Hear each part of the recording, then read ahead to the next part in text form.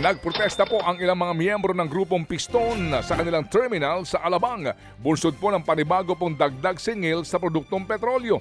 Giit nga ng Piston, hirap na po ang mga drivers at operators ng pampublikong transportasyon.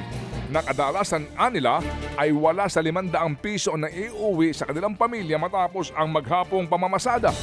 Diin pa ng grupo, hindi naman daw lahat ng mga tsuper ay nakakakuha ng 12 pesos per liter na diskwento kahit na rehistrado. Balak mo ng grupong dumulog sa LTFRB para nga mabigyan ng diskwento ang iba nilang mga miyembro. Muli rin pong nanawagan ang grupo sa pag-aalis ng excise tax sa diesel, pagbasura po sa oil deregulation law at pagpapasa sa petisyon para po sa pagtataas ng pamasahe. Gusto naman ng Pangulong Bongbong Marcos Jr. na makalikha o makapag-manufacture ang Pilipinas ng sarili nitong electric tricycle o di kaya electric jeepney. Yan ay para mabawasan na po ang pag-asa ng Pilipinas sa imported na petrolyo pagdating po ng mga susunod na taon.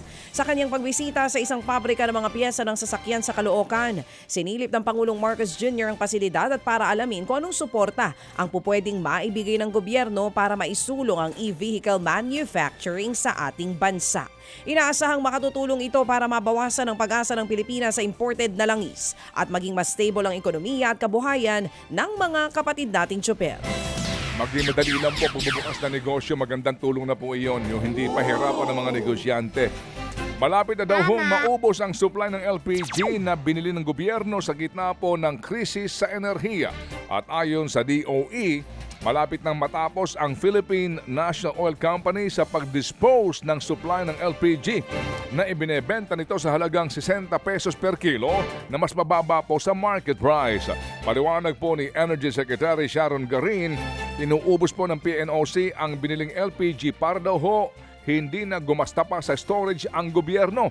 Ayon pa kay Garin, hindi na kinakailangan pang bumili ng panibagong batch ng LPG dahil sapat na po ulit ang supply nito at mayroong alternatibong source na ang pinagkukunan ang Pilipinas. Lagpas 1,500 pisong nawala po sa kita ng kada minimum wage earners sa Metro Manila dahil po yan sa pagharang ng Korte ng Pasig sa wage hike sa rehiyon. Ayon po yan sa mga labor group na Federation of Free Workers at Nagkaisa Labor Coalition.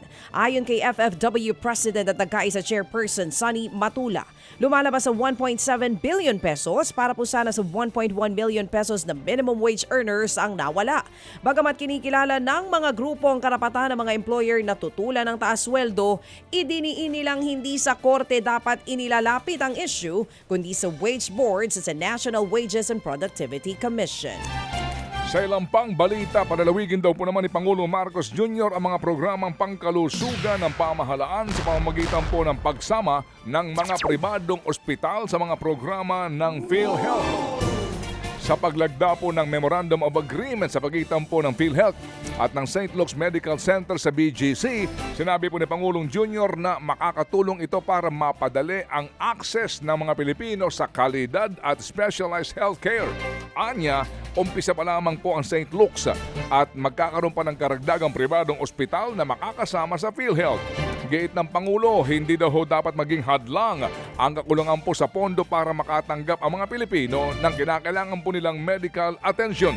Hindi na rin daw dapat pang mamroblema ang mga Pilipino kung mauubos ang kanilang ipon o panggasta sa araw-araw kapag nagkaroon ng medical emergency. Mga kapatid, patuloy po kayong tumutok sa 105.9 True FM para sa totoong balita, informasyon, music and entertainment. Mag-subscribe sa aming YouTube channel at podcast at sundan nyo kami sa Facebook, Instagram, X at TikTok sa True Network PH. Bisitahin din po ang aming official website, truefm.ph.